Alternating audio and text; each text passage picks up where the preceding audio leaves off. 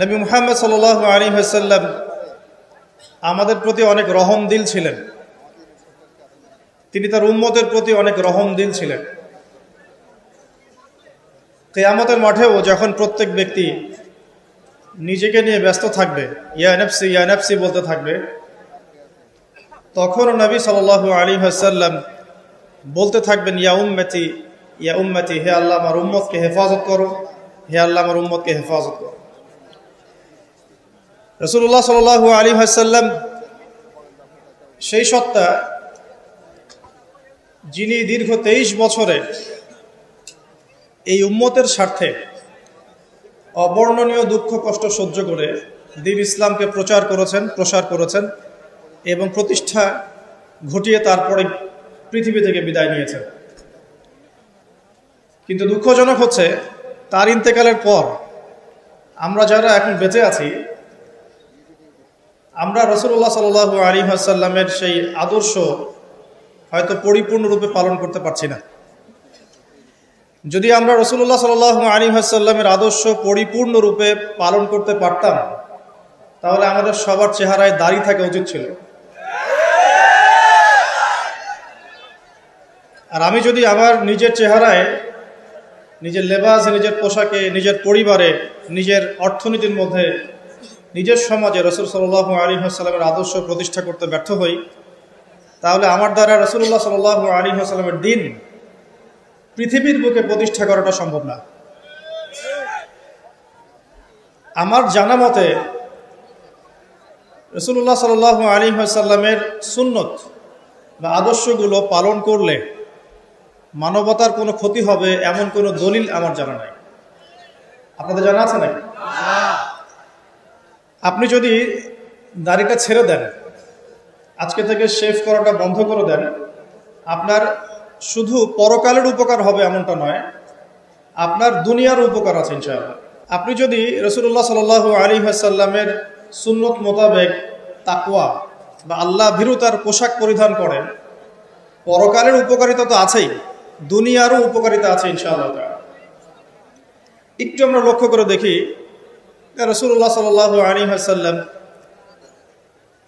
24 ঘন্টায় কিভাবে তার দিন এবং রাত কাটাতেন এবং আমাদের জন্য তিনি কেমন আদর্শ রেখে গেছেন। আপনার বয়স হয়ে গেছে 50 বছর। যদি আজকে রাত্রে একটু সততার সাথে ঠান্ডা মাথায় চিন্তা করেন, এই 50 বছরের মধ্যে কত সময় আপনি অযথাই নষ্ট করেছেন, আমি চ্যালেঞ্জ করলাম, আপনি পাবেন মিনিমাম 10 থেকে 20 বছর সময় নষ্ট করে ফেলেছেন। এই 50 বছরের জীবনে আপনি টেলিভিশন দেখেছেন 3 থেকে 4 বছর। এই 50 বছরের হায়াতে আপনি শুধু টেলিভিশনে দেখেছেন 3 থেকে 4 বছর। চায়ের দোকানে আড্ডা পিটিয়েছেন এরকম 2 বছর। বন্ধুদেরকে নিয়ে গল্প করেছেন, বাইক নিয়ে ঘুরেছেন, এখানে ওখানে আড্ডা পিটিয়েছেন অহেতুক আরো 2 বছর। 2 বছর গার্লফ্রেন্ডের পিছনে নষ্ট করেছেন। যেখানে সাহাবায়ে কেরাম কি করতেন জানেন? খাবার খাওয়ার সময় সাহাবায়ে কেরাম রাদিয়াল্লাহু আনহুম খেয়াল রাখতেন কোন খাবারগুলো খেলে সময় কম লাগবে, তারা এমন খাবার খেতেন যে খাবার খেলে সময় কম লাগবে, তাড়াতাড়ি খাওয়া যাবে, তাড়াতাড়ি ইবাদত করা যাবে। আর এই যে ফেসবুক ইউটিউবিং এর যে যুগ আসছে, এতে করে দেখবেন যে একদিনের মধ্যে 24 ঘন্টা যদি দিন হয়, তার মধ্যে মিনিমাম 5 থেকে 6 ঘন্টা অনলাইন খেয়ে ফেলছে। অহেতুক কোনো কাজ নাই, এমনি স্ক্রলিং। কে কি বলল, কে কি করলো, কে কাকে কি বলল, কে কার বিরুদ্ধে কি করলো, মজা। আমরা আসলে কিছু মনে করবেন না, আমরা জাতিগতভাবে অনেকটা ফ্যান্টাসি প্রিয় জাতি। আর ফ্যান্টাসি খুব ভালো লাগে, কনস্ট্রাকটিভ কাজ নাই। কনস্ট্রাকটিভ কাজ কি জানেন? ওই যে আরব বিশ্বের নাকের ডগায় বসে পশ্চিমারা যে কাজগুলো করছে, এগুলো কনস্ট্রাকটিভ কাজ। বিগত 100 বছরে তারা সারা বিশ্বের প্রত্যেকটা বড় বড় সেক্টরের নিয়ন্ত্রণ নিয়ে নিয়েছে, এটা কনস্ট্রাকটিভ কাজ।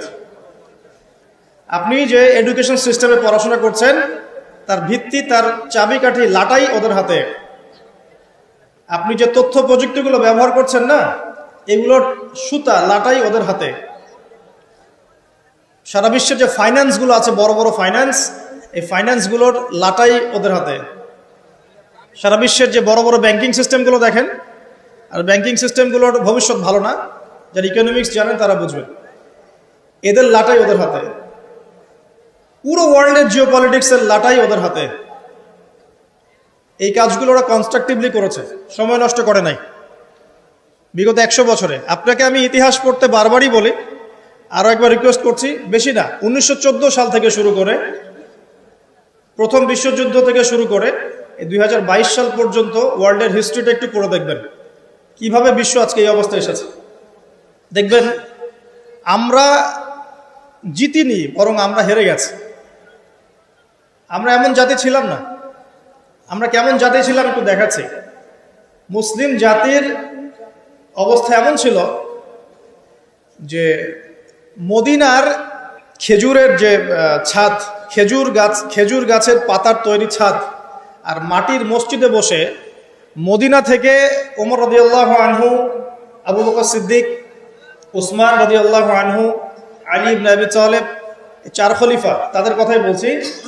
ওই খেজুর গাছের মসজিদের মধ্যে বসে তারা অর্ধেক বিশ্ব শাসন করেছে। অবস্থা দেখেন, আমাদের পরিবারগুলো এত সুন্দর ছিল যে পুরো পরিবারের মধ্যে তালিম, কোরআন, হাফেজ কোরআন, পরিবারের মধ্যে আলেম, মুফতি, মুহাদ্দিস দিয়ে ভর্তি ছিল। একজন বাদশার কথা আমি পড়েছিলাম হিস্ট্রি পড়তে গিয়ে, এটা অনেক পরের কথা, প্রায় উমাইয়া শাসনের কথা। যখন উমাইয়াদের পতনের সময় চলে আসছে, তারা কর্ডোভায় চলে গেছেন ইসলামিক খেলাফত কায়েম করতে। কর্ডোভা, আন্দালুসিয়া কর্ডোভায়, ওটাকে আন্দালুসিয়ার খেলাফত বলে। ওই সময় রাজার ছেলেকে বিয়ে দেওয়ার ঘোষণা এসেছে, রাজার ছেলেকে বিয়ে দেওয়া হবে। রাজা মানে আমির বুঝাচ্ছে এখানে, যিনি রাষ্ট্রের আমির ছিলেন। তো বিয়ে দেওয়ার জন্য মেয়ে খোঁজার জন্য বলা হয়েছে। তো এখন প্রথম দিন ঘোষণা করা হয়েছে যে আপনাদের যার যার বাসায় মেয়েরা হাফেজে কোরআন, রাতের বেলা সেই বাসায় আলো জ্বালিয়ে দিবেন, যাতে পাহাড়ের উপর থেকে রাজা দেখতে পারেন যে কোন কোন বাসায় হাফেজা আছেন। তার মধ্য থেকে চুজ করা হবে একজন মেয়ে রাজার ছেলের জন্য। রাজা মানে আমি বুঝাচ্ছি। তো সেই রাতে তিনি যখন উঠলেন পাহাড়ে, এগুলো সত্য ঘটনা, দেখলেন আন্দালুসিয়ার প্রত্যেকটা বাসার ঘর, এই ঘরের মধ্যে আলো জ্বলছে, প্রত্যেকটা বাসায় হাফেজা মেয়ে আছে। তো এখন তো বিয়ে দেওয়া সম্ভব না সবার সাথে। পরের দিন আবার ঘোষণা আসলো যে এই হাফেজা মেয়েদের মধ্যে যারা তাফসির করতে পারে, কোরআনের মুফাসসির, হাফেজ মুফাসসির কিন্তু এক জিনিস না।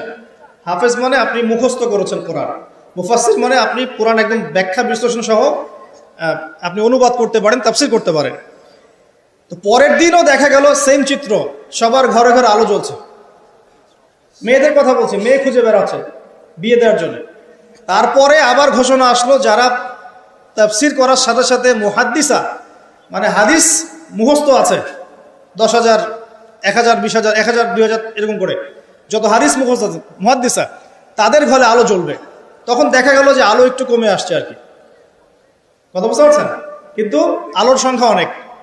আবার ঘোষণা আসলো পরের দিন যে এই বাড়িগুলোর মধ্যে যারা ফকিহ বোঝেন কি, ফিকহের জ্ঞান আছে, গভীর জ্ঞান আছে, কোরআন সুন্নাহর গভীর ইস্তেহাদ করতে পারেন, মুস্তাহিদ এই টাইপের, তাদের বাসার আলো জ্বলবে।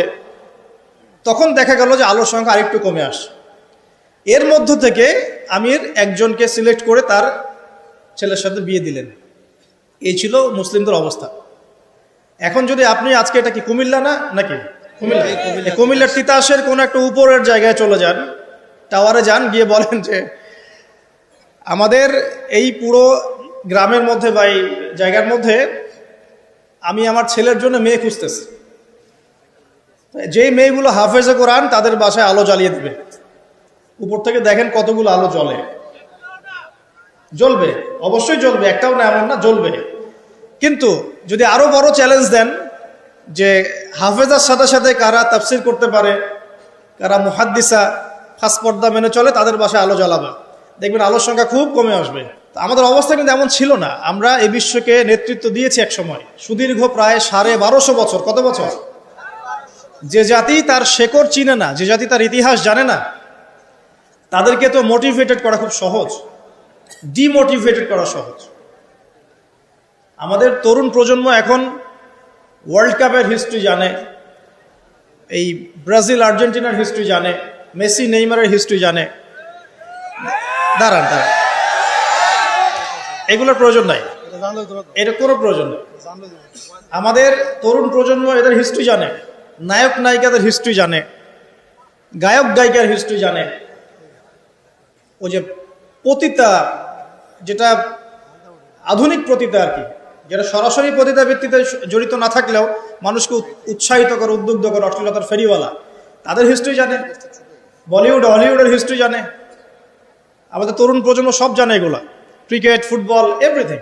বলিউড হলিউড, বিশ্বকাপ আসলে তো কথাই নাই। কিন্তু আমাদের তরুণ প্রজন্ম আমাদের শেকড় জানে না। কয়জন তরুণ জানে যে আমরা এমন একটা জাতি ছিলাম যারা সারা বিশ্বকে নেতৃত্ব দিয়েছি?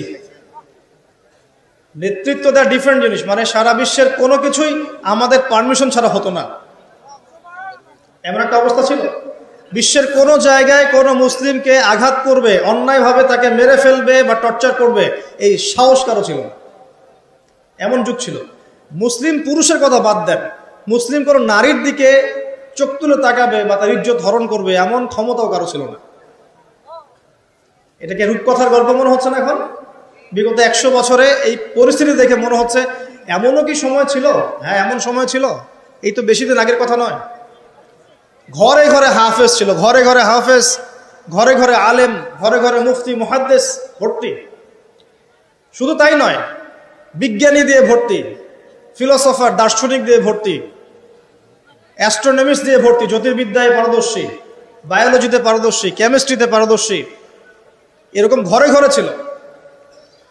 বর্তমান বিশ্বের যে শিক্ষা সেক্টরগুলো আছে, প্রত্যেকটা সেক্টরের ভিত্তি মুসলিমরা দিয়ে দিয়েছে বিশ্বকে, জানেন? এই যে অর্থনীতি নিয়ে আমরা এত বাড়াবাড়ি করি না, সবচেয়ে সেরা অর্থনীতি শিখিয়েছেন ইউসুফ আলাইহিস সালাম। কে শিখিয়েছেন?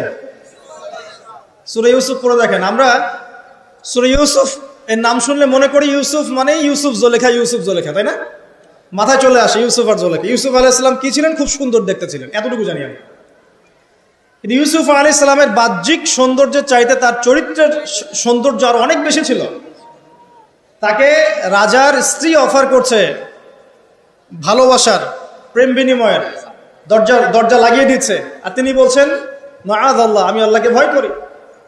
তার চরিত্রের সৌন্দর্য দেখেন। খালি আমরা রূপের সৌন্দর্যের কথা বলি, তাই না?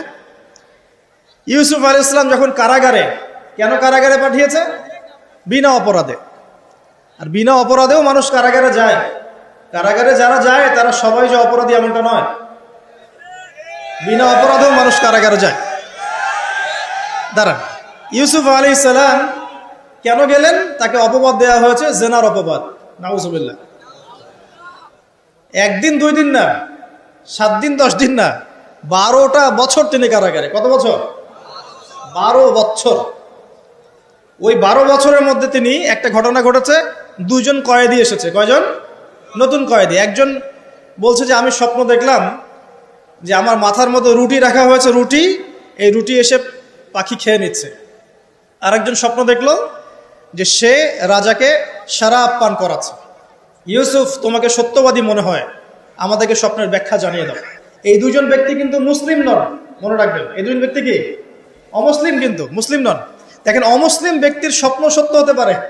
দলিল, অমুসলিম ব্যক্তির স্বপ্ন কি হতে পারে? সত্য হতে পারে। ইউসুফ আলাইহিস সালাম ব্যাখ্যা করে দিলেন যে শরাব পান করাচ্ছে সে অচিরে ছাড়া পেয়ে যাবে এবং সে রাজাকে শরাব পান করাবে, রাজার ঘনিষ্ঠ হয়ে যাবে। আর যার মাথার থেকে রুটি খেয়ে নেওয়া হচ্ছে তাকে শুলদণ্ড দেওয়া হবে, তার মগজ খেয়ে ফেলবে পাখি। তাই হলো। আর ইউসুফ আলাইহিস সালাম এই ব্যক্তিকে বলে দিলেন, যার ব্যাপারে তার ধারণা হলো যে এই ব্যক্তি নাজাত পাবে। ইউসুফ আলাইহিস সালাম এই কথা বললেন এবং যার ব্যাপারে তার ধারণা হলো যে এই ব্যক্তিকে ছাড়া পাবে সেই ব্যক্তি, তাকে বললেন, তুমি যখন রাজার কাছে যাবে তখন আমার কথা স্মরণ করো, যে আমি তোমাকে এই কথাটা বলেছিলাম, রাজার সামনে স্মরণ করো। তো ইউসুফ আলাইহিস সালাম এখানে বন্দী, তারা ছাড়া পেয়ে গেলেন। এবার যখন এই ব্যক্তি রাজার কাছে গেলেন, রাজা আবার একটা স্বপ্ন দেখলো। কে স্বপ্ন দেখলো? সূরা ইউসুফের মধ্যে বলা আছে, পড়ে দেখবেন। রাজা স্বপ্ন দেখছে যে 7টা চিকন গাভী 7টা মোটা তাজা গাভীকে খেয়ে ফেলছে, ঠিক আছে? আর উনি শীষ স্বপ্ন দেখলেন, শীষ, ধানের শীষ, এই টাইপের কিছু। এই স্বপ্নটা তার কাছে অদ্ভুত মনে হলো। 7টা জীর্ণ শীর্ণ গাভী 7টা মোটা তাজা গাভীকে কেমন করে খেয়ে ফেলতে পারে? তিনি খুব টেনশনে পড়ে গেলেন। রাজ্যের সব জ্ঞানী গুণী লোকদেরকে ডাকলেন, এর ব্যাখ্যা কি হবে, এর ব্যাখ্যা কি হবে, কেউ বলতে পারছে না। তখন এই ব্যক্তি যে ছাড়া পেয়ে এসেছে, তার মনে হলো যে হ্যাঁ, ইউসুফ নামে একজন ব্যক্তি আছে, সে আমাকে স্বপ্নের ব্যাখ্যা বলেছিল, হয়তোবা সেই স্বপ্নের ব্যাখ্যাটা বলতে পারবে। সে চলে গেল জেলখানায়, সেখান থেকে ইউসুফকে গিয়ে বলল, ইউসুফ, তোমাকে আমরা সত্যবাদী পেয়েছি, তোমাকে আমরা সত্যবাদী পেয়েছি, এই স্বপ্নের ব্যাখ্যা কি হবে, রাজার স্বপ্নের ব্যাখ্যা। ইউসুফ আলাইহিস সালাম বললেন যে এর অর্থ হচ্ছে যে অতি শীঘ্রই এই মিশরের মধ্যে দুর্ভিক্ষ আসবে। কি আসবে? কি আসবে? আচ্ছা, তার মানে দুর্ভিক্ষ শব্দটা কোরআনে আছে। রাজাকে গিয়ে বলো যে ওই মহিলাদের কি খবর, যে মহিলারা ইউসুফ আলাইহিস সালামের ব্যাপারে এরকম অপবাদ দিয়েছিল। তখন এই ব্যক্তি গিয়ে রাজাকে বলল, ওই মহিলাদের কথা তিনি জিজ্ঞাসা করেছেন। তখন রাজা বলছে যে ইউসুফ নির্দোষ ছিল। সেই মহিলারা স্বীকার করলো যে ইউসুফ নির্দোষ ছিল, আসলে আমরাই তাকে ওয়াসওয়াসা দিয়েছি, আমাদের দিকে প্রলুব্ধ করেছি। রাজা বলেন তাকে বের করে নিয়ে আসো। ইউসুফ আলাইহিস সালামকে বের করে আনা হলো। আনার পর তাকে বলা হচ্ছে এই স্বপ্নের ব্যাখ্যা কি হবে এবং এর সমাধান কি। ইউসুফ আলাইহিস সালাম বলছেন যে ব্যাখ্যা হচ্ছে এই যে আপনার এই রাজ্যে দুর্ভিক্ষ আসবে, তবে আপনি যদি আমাকে খাদ্য মন্ত্রণালয়ের দায়িত্ব দেন, তাহলে এই সমস্যা আমি মোকাবেলা করতে পারবো ইনশাআল্লাহ। আমি বিশ্বস্ত এবং আমার এই বিষয়ে জ্ঞান আছে। কে বলেন এটা? ইউসুফ আলাইহিস সালাম। এবার জেলখানা থেকে আল্লাহ পাকের তাকদীর দেখেন। জেলখানা, কুয়ার মধ্যে ছিলেন, কুয়া, বাবার খুব কাছের সন্তান, তাই না? ইয়াকুব আলাইহিস সালাম খুব কাছের সন্তান, সেখান থেকে ভাইদের ষড়যন্ত্রে কুয়ার মধ্যে, মনে আছে? কুয়া থেকে মিশরের বাজারে ওখানে বিক্রি করে দেয়া হলো, ওখান থেকে রাজপ্রাসাদে, ঠিক আছে? রাজপ্রাসাদে বড় হচ্ছেন। এরপর এই যে মেয়েদের ঘটনা, তারপর জেনার মিথ্যা অপবাদ, 12 বছর কারাগারে। তারপর সেখান থেকে আল্লাহ রাব্বুল আলামিন বের করে নিয়ে আসলেন কোথায়? মিশরের খাদ্যমন্ত্রী। তাকদীর, ভাগ্য। কিভাবে বুঝাবো আল্লাহ পাকের পরিকল্পনা কত বিশাল। যখন ইউসুফ আলাইহিস সালাম জেলখানায়, তখন কি কেউ ভেবেছিল যে এই ব্যক্তির দ্বারা মিশরের লক্ষ লক্ষ মানুষের দুর্ভিক্ষের কবল থেকে সে বাঁচবে? এই ব্যক্তির দ্বারাই? কেউ ভাবে নাই। আল্লাহ পাক লিখে রেখেছিলেন। এ কারণেই একটা রিকোয়েস্ট করবো এখানে, যে জীবনে চড়াই উতরে আসবে আপনার আমার সবারই, কোনো অবস্থায় আল্লাহর প্রতি ভরসা হারাবেন না। আল্লাহ রাব্বুল আলামিন আপনার ব্যাপারে পরিকল্পনা করে রেখেছেন। আপনার মনের মধ্যে যদি সততা থাকে, অনেস্ট একটা মন থাকে, ইনশাআল্লাহ আপনি দুনিয়াতেও সফল হবেন, পরকালে সফল হবেন ইনশাআল্লাহ। আপনি যদি সৎ হন, মনের থেকে যদি আপনি সৎ হন, আল্লাহর কাছে আপনি সৎ হন, সারা দুনিয়া মিলে আপনার কোনো ক্ষতি করতে পারবে না ইনশাআল্লাহ। আর আপনি যদি অসৎ হন, মনের মধ্যে অসততা থাকে, দুনিয়ার মানুষ বাহবা দিলেও একদিন ধরা খাবেন ইনশাআল্লাহ। এটা বাস্তব, এর বাইরে যাবে না ইনশাআল্লাহ। দেখেন, ইউসুফ আলাইহিস সালাম দায়িত্ব চাচ্ছেন, আমাকে দায়িত্ব দেন, আমি এই বিষয়টা ভালো বুঝি। আল্লাহ পাক তাকে এই যে খাদ্য মন্ত্রণালয় নিয়ে আসলেন। ইউসুফ আলাইহিস সালামের হাতে পরবর্তীতে দুর্ভিক্ষের কবল থেকে পুরো মিশরবাসী বেঁচে গেল এবং লক্ষ লক্ষ মানুষের জীবন বেঁচে গেল, আলহামদুলিল্লাহ। তাহলে অর্থনীতির মূল মন্ত্র শিক্ষা পেলাম না? কোরআনে আছে না? এখনো সামনে আমরা এই শব্দগুলো শুনতে পারছি না? সমাধান পেতে হলে কোরআনে আসতে হবে। সমাধান পেতে চান, কোরআনে আসতে হবে। যদি না আসেন, এটা আপনার ইখতিয়ার, পরবর্তীতে ফলাফল আমাদেরকে ভোগ করতে হবে। আল্লাহ পাক আমাদের সবাইকে কোরআন এবং সুন্নাহ মাফিক জীবন গড়ার তৌফিক দান করুন। একটা খালি পয়েন্ট বললাম, দেখেন, ইকোনমিক্সের দুরবস্থা দূর করারও ফর্মুলা কোরআনে পাওয়া গেছে। আগেকার মুসলিমদের অবস্থা বলছি, জ্যোতির্বিজ্ঞান নিয়ে অনেক কথা হয় না? এই গ্রহে নাসাই পাঠাচ্ছে, সেই পাঠাচ্ছে। ভালো করে পড়ে দেখবেন, জ্যোতির্বিজ্ঞানের মূল নীতিগুলো, সূত্রগুলো দিয়েছে মুসলিমরা। মেডিকেল সায়েন্স নিয়ে অনেক কথা হয়, মেডিকেল সায়েন্স এগিয়ে যাচ্ছে, মেডিকেল সায়েন্সের মূল নীতিগুলো দিয়েছে মুসলিমরা। এই যে কেমিস্ট্রি তোমরা পড়ো পর্যায় সারণী, মূলনীতি দিয়েছে মুসলিমরা। এই যে আমরা যে ল্যাপটপ চালাই, ইন্টারনেট চালাই, হ্যাঁ, ডিজিটাল যত কিছু চালাই, এর জন্য প্রয়োজন হচ্ছে অ্যালগোরিদম। কিসের অ্যালগোরিদম? এই অ্যালগোরিদম আবিষ্কার করেছে মুসলিমরা। এই অ্যালগোরিদম যদি আপনি ল্যাপটপ চালাতে পারতেন না, কিছুই করতে পারতেন না। এর বেস দিয়েছে কে? মুসলিমরা।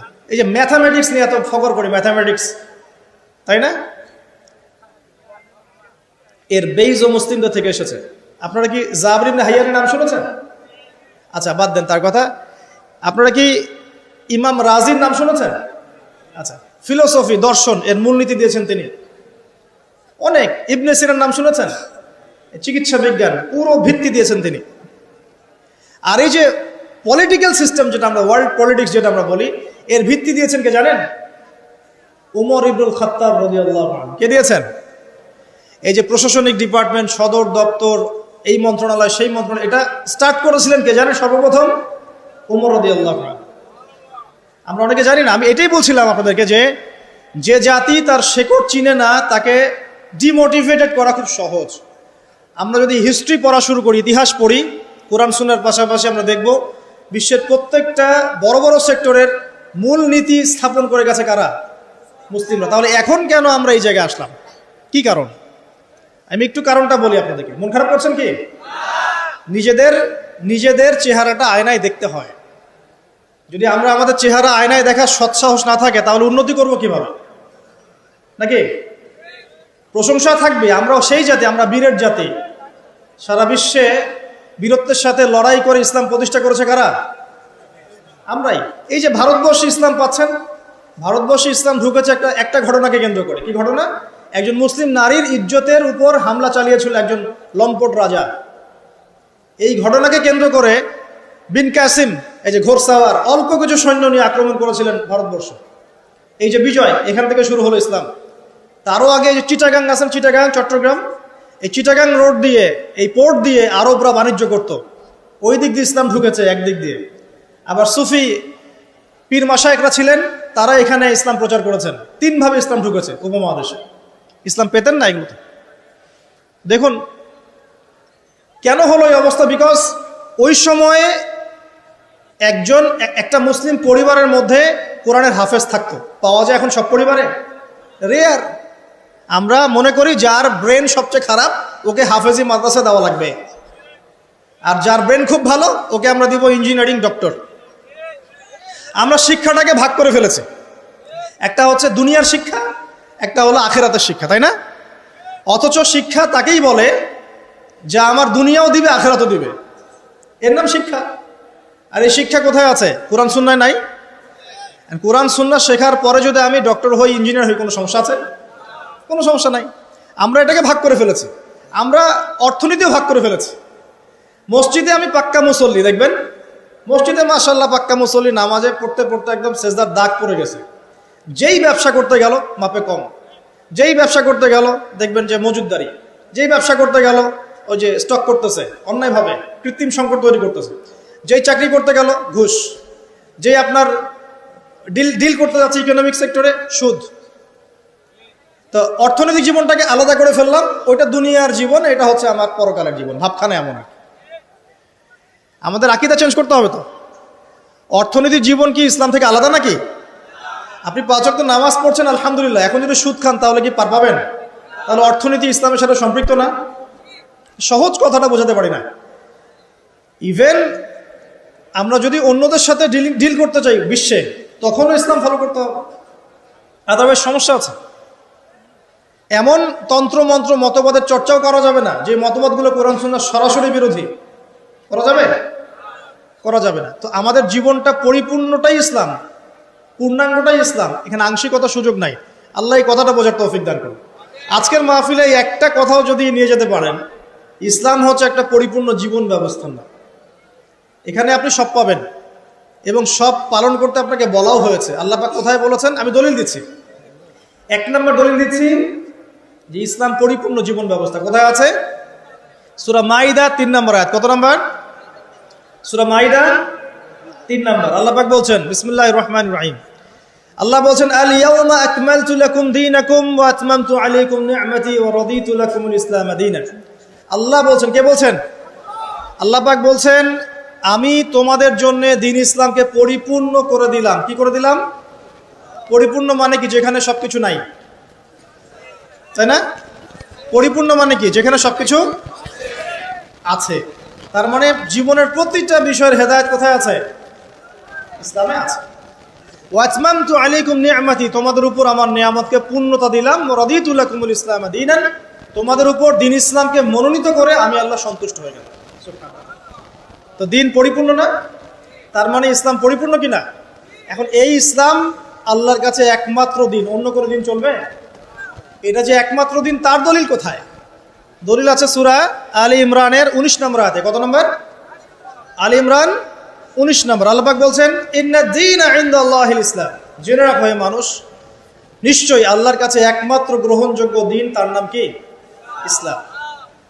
আল্লাহ পাক এই সূরার মধ্যে আবার বলছেন যে ইসলাম ছাড়া অন্য দিন পালন করলে কবুল হবে কিনা, আল্লাহই বলছেন। সেটা কোথায়? 85 নম্বর আয়াত। কত নম্বর আয়াত? 85। আল্লাহ পাক বলছেন যে ওয়ামাই ইয়াবতাগি গায়রাল ইসলাম দীনান ফালা ইউকবাল মিন, যদি কেউ ইসলাম ছাড়া অন্য কোনো দিন তালাশ করে, কোশ্চিন কালেও তার কাছ থেকে কবুল করা হবে না। তার তিনটা দলিল পেলেন।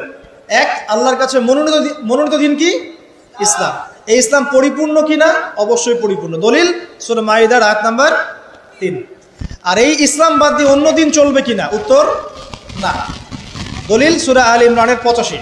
এখন আপনার আমার দায়িত্ব কি? সেটা আল্লাহ বলছেন সূরা বাকারায়। কোন সূরায়?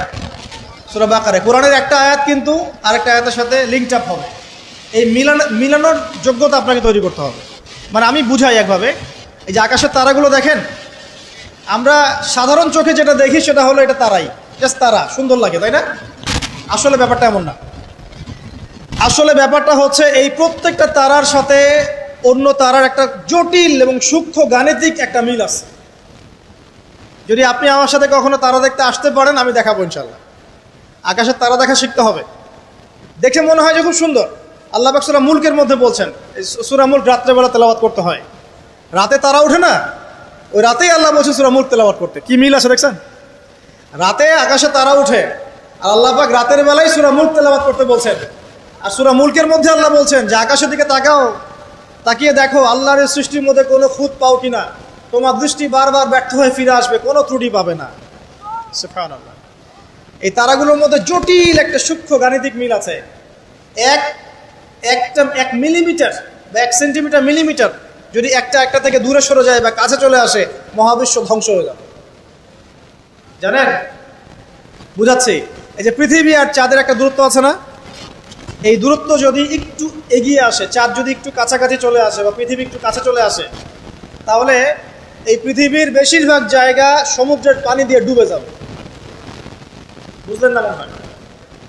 আচ্ছা, বোঝার দরকার নাই, পরে বুঝেন, শুনে রাখেন। আছে আবার যদি চাঁদ একটু দূরে চলে যায়, তাহলে সমুদ্রের পানি অনেক শুকিয়ে যাবে, থাকবে না পানি।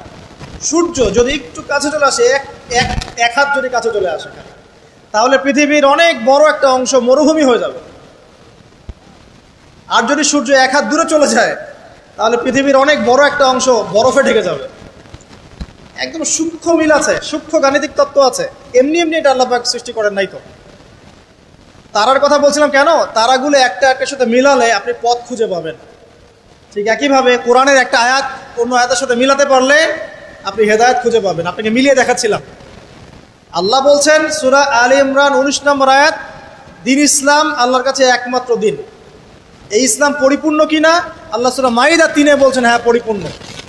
এই ইসলাম ছাড়া অন্য দিন চলবে কিনা? আবার আলী ইমরানের 85-তে গিয়ে বলছেন চলবে না। হ্যাঁ, এই ইসলামকে নিয়ে আমাদের কি করতে হবে? আল্লাহ এটা বলছেন সূরা বাকারায় গিয়ে। কি বলছেন? উদখুলু ফিস সিলমি কাফা, তোমরা পরিপূর্ণরূপে ইসলামে প্রবেশ করো। বুঝতে পারলেন? ইসলাম কেন্দ্রিক আমাদের দায়িত্ব কি?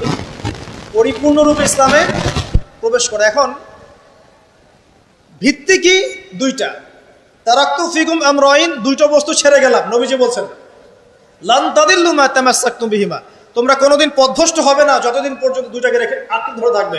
1 নাম্বার কিতাব আল্লাহ, আল্লাহর কিতাব কোরআন, 2 নাম্বার সুন্নতে নবীহি, নবীর সুন্নাহ। কোরআন এবং সুন্নাহকে কেন্দ্র করে ইসলাম, এটাতে পরিপূর্ণরূপে প্রবেশ করতে বলা হচ্ছে। আর আপনার সাথে আমার কথা, পরিপূর্ণ প্রবেশ মানে কি বোঝায়? আমি ইবাদত বন্দেগীর জীবনে পাক্কা মুসল্লি হব, অর্থনৈতিক জীবনে গিয়ে সুদ খাবো, আমি কি পরিপূর্ণ মুসলিম কিনা? সহজ কথা বলেন, পরিপূর্ণ মুসলিম কি? এদিকে আপনি তাহাজ্জুদ পড়ছেন, মাশাআল্লাহ, 5 ওয়াক্ত নামাজ পড়ছেন, নফল নামাজ পড়ছেন, রোজা রাখছেন, দান সদকা করছেন, খুবই সুন্দর, মাশাআল্লাহ। কিন্তু আপনি অন্যের সম্পদ অন্যায়ভাবে হরণ করছেন, মুসলিম হবে পরিপূর্ণ? একটা পরিবারের কর্তা, মাশাআল্লাহ, দিনদার, চিল্লা দিয়ে লাগাচ্ছেন, মাশাআল্লাহ, দিনের দায়ী, সবকিছু ঠিক আছে। এখন পরিবারের সেই লোকের স্ত্রী পর্দা করে না, ওই লোকের মেয়ে বেপর্দায় ঘোরাফেরা করে, ওই লোকের ছেলে মাদকাসক্ত, এই পরিবারটা কি পরিপূর্ণ ইসলামিক পরিবার কিনা? একইভাবে আমরা যারা টুকটাক জুমার নামাজ পড়তে আসি, হজ করি, ওমরা করি, 5 ওয়াক্ত নামাজ ঠিকঠাক মতো পড়ি না, কোরআন তেলাওয়াতের ফিকির নাই, দুনিয়া নিয়ে ব্যস্ত হয়ে আছি, পরকালের চিন্তা কম, তারাও কি পরিপূর্ণ মুসলিম কিনা? তো পরিপূর্ণ মুসলিম বলতে কি বোঝায়, এটার জন্য আপনার কিন্তু পিএইচডি করার দরকার নাই। আপনি বুঝতে পারছেন যে আপনার জীবনের প্রতিটা কাজ কোরআন এবং সুন্নাহ মাফিক হলেই আপনি পরিপূর্ণ মুসলিম, আলহামদুলিল্লাহ। এবং এই কাজটা করার জন্যে আপনাকে কিন্তু কেউ বাধাও দিচ্ছে না, আপনি স্বাধীন, চাইলেই আপনি করতে পারেন। কেউ কি বাংলাদেশের প্রেক্ষাপটে কি ইসলাম পালন করতে কাউকে বাধা দেয়া হচ্ছে যে নামাজ পড়তে যাবেন না, দাড়ি রাখতে পারবা না, হ্যাঁ, তোমরা টাকলুর উপরে কাপড় তুলতে পারবে না, মেয়ে পর্দা করতে পারবে না? হ্যাঁ, ইনডাইরেক্টলি হয়তো কিছু কিছু মানুষ এরকম করছে হয়তোবা, কিন্তু ওদের সংখ্যা কিন্তু বেশি না, ওদের সংখ্যাও বেশি না, তাদের শক্তিও নাই, এটা জাস্ট একটা মুখের আস্ফালন মাত্র, আর কিচ্ছু না। কিন্তু বাংলার বেশিরভাগ তাওহীদি জনতা কি চায়? ইসলাম চায় না? চায়। তো আপনি যদি প্র্যাকটিস করেন, কেউ কি বাধা দিবে? ওয়াদা করেন আজকে থেকে 5 ওয়াক্ত নামাজ ছাড়বেন না, বেহুদা অহেতুক কোনো ফাহেসা কাজে সময় নষ্ট করবেন না, নিজের গায়ের মধ্যে সুন্নত নিয়ে চলে আসবেন, পারবেন না ইনশাল্লাহ? দাড়ি ছেড়ে দিবেন ইনশাল্লাহ, গোফ ছোট করে ফেলবেন, টাকনুর নিচে কাপড় থাকলে উঠিয়ে ফেলবেন, পারবেন না? যদি কোনো হারাম সম্পর্ক থাকে আজকেই তওবা করে ফিরে আসবেন, ফিরে আসার সময় আবার বললেন না যে আজকে শেষ কথা, তোমার সাথে আর কথা হবে না, এই কাজ করতে যায় না, তাহলে এই শেষ কথা আর শেষ হবে না, একদম ডিলেট, সাথে সাথে ডিলেট। যদি সুযোগ থাকে, অর্থনৈতিক সামর্থ্য আছে, পরিবারে গিয়ে বলবেন বা মেয়ের পরিবারে প্রস্তাব পাঠাবেন, যদি বিয়ে করার সুযোগ থাকে বিয়ে করে ফেলবেন, সুযোগ নাই ডিসকানেক্টেড, কোনো দরকার নাই। এই নেক্সট সুরতে ধোকা খাবেন না, এটা নেক্সট সুরতে ধোকা, এটা নেক্সট সুরতে ধোকা। যখন একটা মানুষ জেনায় লিপ্ত থাকে তখন তার দোয়া আল্লাহ পর্যন্ত পৌঁছায় না, তো আর জেনা ছেড়ে দিলে পরে আপনার দোয়া ডাইরেক্ট আল্লাহর কাছে পৌঁছাবে ইনশাআল্লাহ।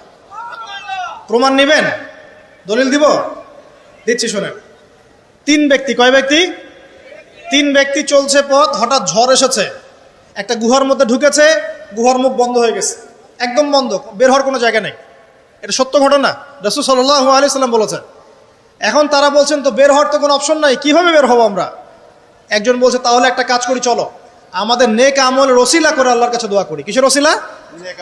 আমরা এই যে দোয়া করার জন্য হুজুর ডাকি, তাই না? আসেন 40 এই যে 1 বছরই 3 দিন 7 দিন করি না, নিজের দোয়া নিজে করা শিখেন। আপনার কি চাওয়া সেটাকে আমি বুঝতে পারবো নাকি? এরকম একটা ঘটনা আছে, হুজুরকে ডেকেছে দোয়া করতে, হুজুর পুরো দোয়াটাই 1 বচনে করেছে, আল্লাহ আমাকে হেদায়েত দাও, আমাকে রিজিক দাও, আমাকে হেফাজত করো, আর মুসল্লি সব বলছে আমিন আমিন আমিন। দিন শেষে লাভ কার হলো? হুজুরের। জিলাপিও আমি পেলাম, দোয়া আমার কবুল হলো, সবই তো আমার হলো, এবং শেষে হাদিয়াওটা আমি পেলাম। এটা তো আপনাকে করতে হবে। তো এই 3 ব্যক্তি দোয়া করছে নিজের নেক আমলের ওসিলা দিয়ে, নেক আমলের ওসিলা দিয়ে দোয়া করলে দোয়া কবুল হয়। এখানে কি বলে দিব কোন কোন ক্ষেত্রে দোয়া করলে দোয়া কবুল হয়? শোনেন, আগে হালাল খাইতে হবে দোয়া কবুল হবে। দোয়া কবুল হওয়াতে হলে আগে হালাল খেতে হবে, হারাম খেলে দোয়া কবুল হবে না। আর আমরা এখন সুদের যুগে বাস করি না, সবাই সুদখোর হয়ে যাচ্ছে দিন দিন। আর সুদ যে এখন এত সূক্ষ্ম, আমি ইনশাল্লাহ আপনাদেরকে কোনো একটা পরিবেশে যেখানে আমি এডুকেটেড শ্রেণীর মানুষ পাবো ইনশাল্লাহ, সেখানে আমি শুধু অর্থনীতি নিয়ে কথা বলবো ইনশাল্লাহ। এখানে আপনি বুঝতে পারবেন যে কত সূক্ষ্ম সুদ চলছে এখন, কত সূক্ষ্ম। এই যে ইলেকট্রনিক মানিগুলো আমরা ইউজ করছি না, এর মধ্যেও সুদ আছে, বুঝবেন না? একটা রাষ্ট্রকে তারা বাদ রাখে না সুদখোর বানাতে। যদি আমাদের রাষ্ট্রের কোনো লোন প্রয়োজন হয়, আমরা যদি ওয়ার্ল্ড ব্যাংকের কাছে যাই বা IMF এর কাছে যাই, সুদ ছাড়া কোনো লোন তারা দিবে না, কখনো দিবে না। এবং এটা ফোর্সফুলি করবে তারা, সুদ ছাড়া আপনি বেরিয়ে হতে পারবেন এখান থেকে। তো পরে আসি ওইদিকে, আমি ওইদিকে যাচ্ছি না। দোয়া কবুল করাতে হলে আপনাকে আগে হালাল রিজিক সার্চ করতে হবে, 1 নাম্বার। 2 নাম্বার, তাওহীদ চর্চা করতে হবে। শিরকের পাপে লিপ্ত থাকলে দোয়া কবুল হওয়া ডিফিকাল্ট। এবং সুন্নতের চর্চা করবে, বেদাতি আমল করলে দোয়া কবুল হওয়া ডিফিকাল্ট আছে। এর পাশাপাশি আমি কিছু অপশন বলে দিই। যখন দেখুন বৃষ্টি হচ্ছে তখন দোয়া করবেন, দোয়া কবুল হবে ইনশাআল্লাহ। দোয়া করার আগে একবার বলবেন আলহামদুলিল্লাহ, কমপক্ষে একবার বলবেন আলহামদুলিল্লাহি রাব্বিল আলামিন, একবার কমপক্ষে। মানে প্রথমে আল্লাহর প্রশংসা করবেন, তারপর একবার দরুদ পড়বেন আল্লাহুম্মা সাল্লি আলা মুহাম্মাদ ওয়া সাল্লিম, তারপর হাত তুলে দোয়া শুরু করবেন। বৃষ্টি পড়ছে, দোয়া শুরু করে দেন, দোয়া কবুল হবে ইনশাআল্লাহ। আজান দিয়েছে, আজান এবং একামতের মাঝখানের সময়টা আছে, এই সময়টা কাজে লাগান, দোয়া কবুল হবে ইনশাআল্লাহ। নামাজে দাঁড়িয়েছেন, সেজদায় গিয়েছেন, সেজদায় দোয়া করেন, দোয়া কবুল হবে ইনশাআল্লাহ। প্রশ্ন করে অনেকে যে ভাই সেজদায় কি বাংলায় দোয়া করা যাবে? হ্যাঁ যাবে, যদি আপনার নামাজটা নফল নামাজ হয়। কোন নামাজ হয়? ফরজ নামাজে করবেন না, নফল নামাজে করতে পারেন ইনশাআল্লাহ। সেজদায় বান্দা আল্লাহর সবচেয়ে কাছাকাছি থাকে, এই সময়ে বেশি বেশি দোয়া করতে রাসূল সাল্লাল্লাহু আলাইহি ওয়াসাল্লাম তাগিদ দিয়েছেন। দোয়া করলে ডাইরেক্ট কবুল হবে ইনশাআল্লাহ। পিতা মাতার খেদমত করে দোয়া করেন, দোয়া কবুল হবে ইনশাআল্লাহ। এখন তো পিতা মাতার খেদমত মানুষ করতে চায় না। এটা সেই যুগ যে যুগে পিতা মাতার সাথে দাস দাসীর মতো আচরণ করা হয়। সন্তানরা ভুলে গেছো তোমরা যে তোমরাও একদিন পিতামাতা হবা। আমরাও কিন্তু একদিন পিতামাতা হব। যারা বিয়ে শাদী করেছে, সন্তান সন্ততি হয়েছে, তারা জানে এই যে প্রসব বেদনার একটা সেকেন্ড, 1 সেকেন্ড বা 1 মিনিট প্রসব যে বেদনা মায়ের হয়, এর ঋণ আমরা সারা জীবনে শোধ করতে পারবো না। পারবেন? এই কারণেই মায়ের পায়ের নিচ জান্নাতের কথা বলা আছে। মাদের সম্মান আল্লাহর কাছে অনেক বেশি, মেয়েদের সম্মান অনেক বেশি। এই নারীবাদী ফ্যামিলিস্টরা যা বুঝিয়েছে, ইসলাম এমন নয়। তো ইসলাম এমন নয়, ইসলামে মেয়ের মর্যাদা সবচেয়ে উপরে। একজন নারীর, মনে করেন আপনি বাসায় আছেন, কেউ যদি বাইরে থেকে ফুটা দিয়ে বাসার ভিতরে দেখে, কথা বুঝতে পারছেন? আপনার জন্য হালাল ওই ব্যক্তির চোখের মধ্যে এরকম শিক ঢুকিয়ে দেওয়া, এটা হালাল আপনার জন্য, করতে পারেন আপনি, কিচ্ছু করেন না। আল্লাহর আইনে আপনি কোনো অপরাধী নন। যদি আপনি ঘরের ভিতরে থাকেন, কেউ বাইরে থেকে এরকম করে ফুটা দিয়ে দেখছে, মনে করেন আপনার বাসার মেয়েকে বা আপনার বাসার বোনকে, মাকে, আপনি যদি চোখের মধ্যে একটা শিক ঢুকিয়ে দেন, আপনার কোনো পাপ হবে না আল্লাহর কাছে। এটা হাদিস আছে, জায়েজ। যদিও বা এটা আইন হাতে তুলে নেওয়া হয়ে যাচ্ছে অন্য সেক্টরে, কিন্তু আল্লাহর কাছে আপনি কিছু করেন না। মেয়েদের এমন মর্যাদা দেওয়া হয়েছে, সেই মেয়েদেরকে আমরা এখন কি করেছি, কাপড় চোপড় সব কমিয়ে কমিয়ে বেপর্দা করে রাস্তায় নামিয়ে দিয়েছে। যদি একটা মানুষ নিজের সম্মান না বোঝে, তাকে সম্মান কেউ দিতে পারে? নিজেকে চিনতে শিখুন। আমাদের সম্মান আল্লাহর কাছে অনেক বেশি। এটা বলছিলাম প্রিয় ভাইয়েরা, মায়ের পায়ের নিচে আল্লাহ পাক সন্তানের বেহেশতের কথা বলেছেন। মা বোনদেরকে 4টা কাজ করতে বলবো, অনলি 4টা কাজ। 5 ওয়াক্ত নামাজ যদি ঠিকমতো পড়তে পারে, 1 নাম্বার। 2, রমজান মাসে রোজা রাখে। 3 নাম্বার, পর্দা ঠিকঠাক মতো করে। আর 4 নাম্বার, স্বামীর আনুগত্য করে। ইনশাআল্লাহ জান্নাতের যে কোনো দরজা দিয়ে ইচ্ছা প্রবেশ করতে পারবে ইনশাআল্লাহ। এখানে স্বামীর আনুগত্যের কথা বলেছি, স্বামীর দাসত্বের কথা বলি না। আনুগত্য দাসত্ব এক জিনিস না। আনুগত্য মানে কি? আনুগত্য মানে আপনি স্বামীর যে কোনো ভালো কাজে আপনি তাকে সায় দিবেন, আনুগত্য। নামাজ পড়তে বলেছে, নামাজ পড়তে হবে। পর্দা করতে বলেছে, আপনি পর্দা করবেন। বেপর্দায় যাবেন, আপনি যাবেন না। এটা আনুগত্য। দাসত্ব কি? দাসত্ব হচ্ছে যে সে ভালো মন্দ যাই বলুক আপনি শুনছেন, এটা দাসত্ব। এটা করবেন না। মা বোনরা 4টা কাজ বাসায় গিয়ে আবার শুনিয়ে দিবেন। নবীজি বলেছেন 4টা কাজ কোনো মেয়ে করলে জান্নাতের যে কোনো দরজা দিয়ে ইচ্ছা প্রবেশ করতে পারবে। 1 নাম্বার, 5 ওয়াক্ত সালাত। 2 নাম্বার, রমজান মাসের সওম রোজা। 3 নাম্বার, পর্দা ঠিকঠাক মতো করবে, লজ্জাস্থানের হেফাজত। এবং 4 নাম্বার, স্বামীর আনুগত্য করা। মায়ের খেদমত করে দোয়া করেন, দোয়া কবুল হবে ইনশাআল্লাহ। বাবার খেদমত করে দোয়া করেন, দোয়া কবুল হবে ইনশাআল্লাহ। কোরআন তেলাওয়াত করে দোয়া করেন, দোয়া কবুল হবে ইনশাআল্লাহ। মনে করেন শেষ রাতে উঠেছেন, মানে শেষ রাত বলতে বোঝাচ্ছি এই ধরেন যে 2টার পর থেকে, এখন 2টা 2:30টার পর থেকে নিয়ে ফজর পর্যন্ত শেষ রাতে উঠেছেন। এই সময় আপনি যা দোয়া করবেন ইনশাআল্লাহ কবুল হবে। হ্যাঁ, বলতে বাধ্য হচ্ছি, এখনকার তরুণ সমাজ ওই 2টা 2:30টার দিকে ওই যে কার কার খেলা থাকে, ওই খেলাগুলো দেখার জন্য ওঠে, তাহাজ্জুদ পড়ার জন্য উঠতে পারে না। অথচ আল্লাহ পাক বলছেন কি, যে শেষ রাতে আল্লাহ পাক প্রথম আসমানে নেমে আসেন এবং আহ্বান করেন, কে আছো আমার কাছে কিছু চাইবে আমি দিব, কে আছো আমার কাছে রিজিক চাইবে দিব, কে আছো আমাকে ডাকবে আমি তোমার ডাকে সাড়া দিব, কে আছো আমার কাছে ক্ষমা চাইবে আমি তোকে ক্ষমা করে দিব। প্রিয় যুবক ভাইরা, আল্লাহকে মূল্যায়ন করতে শিখুন। এই সময়গুলোতে দোয়া করলে ইনশাআল্লাহ তাআলা আপনার দোয়া কবুল হবে ইনশাআল্লাহ। সবচেয়ে ইম্পর্টেন্ট হচ্ছে এটা, যেটা আমরা প্রত্যেক দিন পড়ি, প্রায় 17 রাকাত নামাজ পড়ি আমরা, ফরজ নামাজ, শুধু ফরজ নামাজের কথাই বলছি। এখানে আপনি 34টা সেজদা করেন, 17 রাকাত ফরজ, 34টা সেজদা করেন। প্রত্যেক সেজদায় যদি একটা করে দোয়া করতে পারেন ইনশাআল্লাহ আল্লাহ আপনার দোয়া কবুল করবেন। দোয়া কবুল করার কিছু জায়গা বলে দিলাম, বেশি বেশি দোয়া করতে হবে। আমরা উম্মার অবস্থাগুলোকে বুঝতে শিখব। এখানে এই 3 ব্যক্তি, এটা বলে আমি শেষের দিকে যাচ্ছি, একটু ধৈর্য ধরেন। এই 3 ব্যক্তি পড়ে গেছে গুহার মধ্যে। আমি বলছিলাম জেনা ছেড়ে দিলে তোমার দোয়া আল্লাহ পাক ডাইরেক্ট কবুল করবে ইনশাআল্লাহ। কিভাবে? এই দলিল দিচ্ছিলাম যে তারা বলছে আমাদের তো কোনো, আমাদের নেক আমল যা আছে এটা দিয়ে দোয়া করতে হবে, কোনো অপশন তো নাই বের হওয়ার। একজন বলছে যে আল্লাহ আমি আমার পিতা মাতার খেদমত করতাম, মাকে দুধ পান না করিয়ে কখনো দুধ পান করি নাই, আল্লাহ এই কাজটা যদি তোমার কাছে ভালো লেগে থাকে আজকে আমাকে এই বিপদ থেকে উদ্ধার করো। এই দোয়া করার সাথে সাথেই এই গুহা থেকে পাথরটা একটু সরে গেল এভাবে। আর জড়বস্তু আল্লাহ পাকের হুকুম মানে, আল্লাহ পাকের হুকুম মানে না খালি 2টা শ্রেণীর মানুষ, এক হচ্ছে মানুষ আর একটা জিন জাতি। এই পুরো প্রকৃতি আল্লাহ পাকের হুকুম মেনে চলে। আর জড় বলতে আসলে কিছু নাই, যদি আমি বোঝানোর জন্য জড় বলেছি, আল্লাহ পাকের হুকুমে সবকিছু জীবন্ত। এই যে মাটিতে আমরা বসে আছি না এখন, এই মাটি কিয়ামতের মাঠে সাক্ষী দিবে যে এখানে মাহফিল হয়েছিল। হ্যাঁ, ওইখানে বসে তুমি টিকটক করেছো, লেকচার শুনো নাই ভালো করে।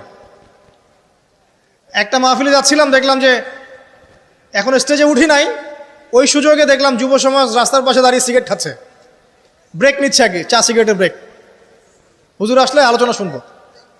এখানে এসে যদি আমরা মানে কোরআন সুন্নাহর বাইরে কোনো কাজ করি, এই মাটি আবার সাক্ষী দিবে।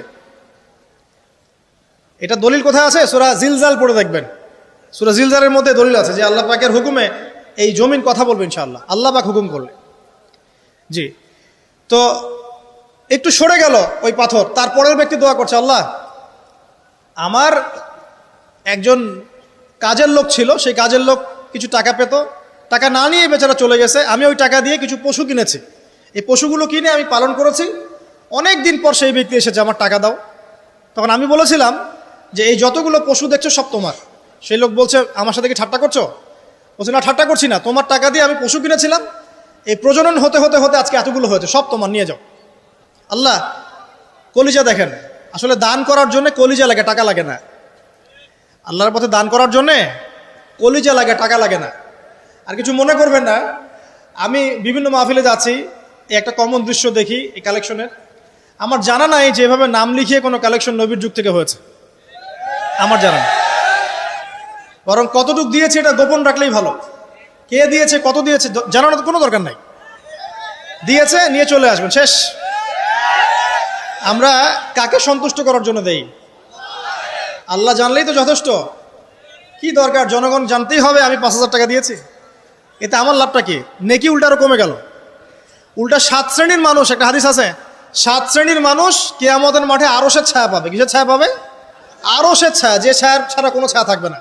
ওর মধ্যে এক শ্রেণী হচ্ছে ওই ব্যক্তি যে এত গোপনে দান করে, তার বাম হাত জানে না ডান হাত কি দান করছে। এই ব্যক্তি আরশের ছায়া পাবে ইনশাআল্লাহ।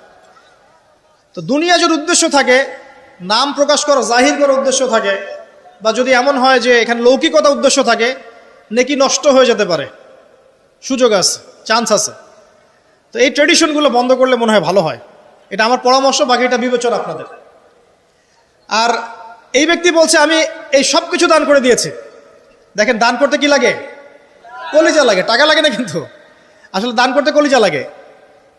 অনেক রিক্সাওয়ালাকে দেখেছে আমরা, 100 টাকা দান করে দিল, মসজিদের জন্য দান চাচ্ছে, 100 টাকা দান করে দিল।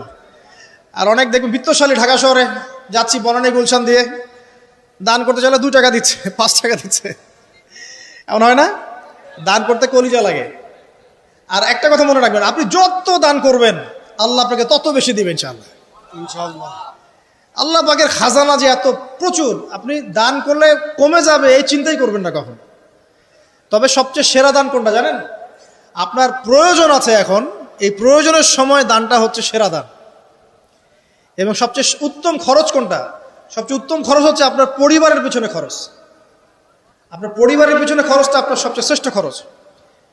আর দান করে মধ্যম পন্থায়, এমন হবে না যে নিঃস্ব হয়ে গেলেন দান করে একদম, আবার এমন না যে কৃপণতা প্রদর্শন হচ্ছে, এমনও না। মধ্যম পন্থায় দান খয়রাত করবে ইনশাআল্লাহ।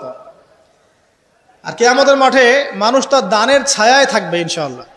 যে যত দান করবে ওই ছায়ার নিচে সে থাকবে। এই ব্যক্তি সব দান করে দিয়েছিল, যাও সব গরু ছাগল তোমার।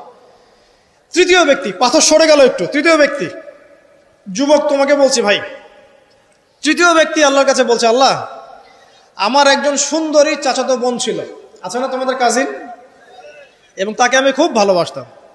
ওই যে এখন বয়ফ্রেন্ড গার্লফ্রেন্ড ফ্রি মিক্সিং, যেটা খুব ভালোবাসতাম, তো তাকে আমি পেতে চাইতাম,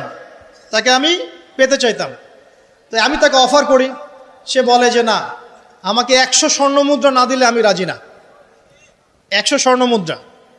এই মেয়ের অবশ্য অনেক ডিমান্ড ছিল, তাহলে বোঝা গেল 100 স্বর্ণ মুদ্রা মানে অনেক।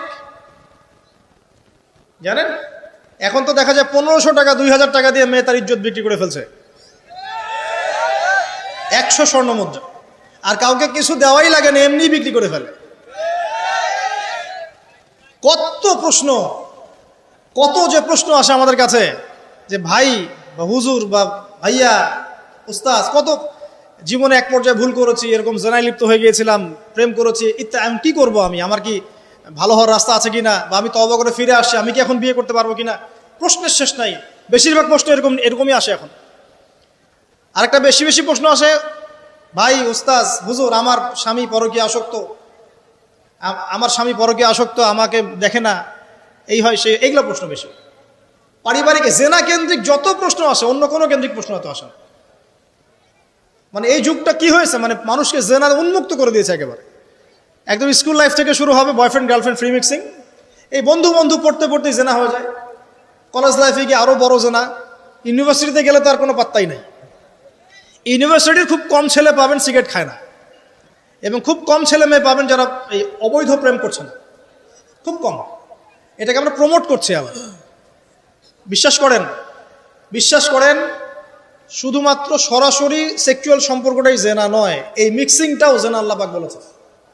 এবং এতে করে আমাদের যুব সমাজে অধঃপতনটা হয়েছে, এটা অন্য কোনোভাবে হয় নাই। কারণ সূরা আল ইমরান পড়ে দেখবেন আল্লাহ পাক বলছেন, যুয়িনা লিন-নাস হুব্বুশ শাহওয়াতি মিনান নিসা, মেয়েদের মধ্যে ছেলেদের জন্য সবচেয়ে বেশি শাহওয়াত আছে, শাহওয়াত খাহেশাত, এটা সবচেয়ে বেশি আকর্ষণ করে ছেলেদেরকে।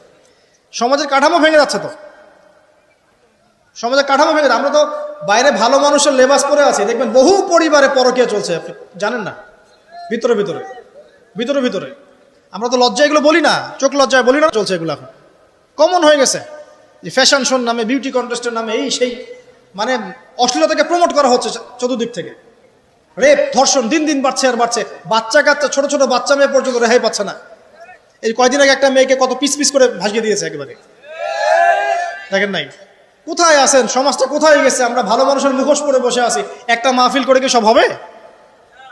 কনস্ট্রাকটিভ কাজ করতে হবে। তারুণ্যের এই শক্তিটাকে আল্লাহর জমিনে দিনের প্রচার প্রসার প্রতিষ্ঠার কাছে ব্যয় করতে হবে।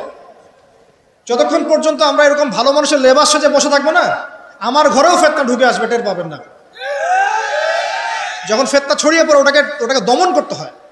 দমন না করলে ওইটা আমার ঘরেও ঢুকবে তো একসময়। আমি একা ভালো থাকতে পারবো না তো।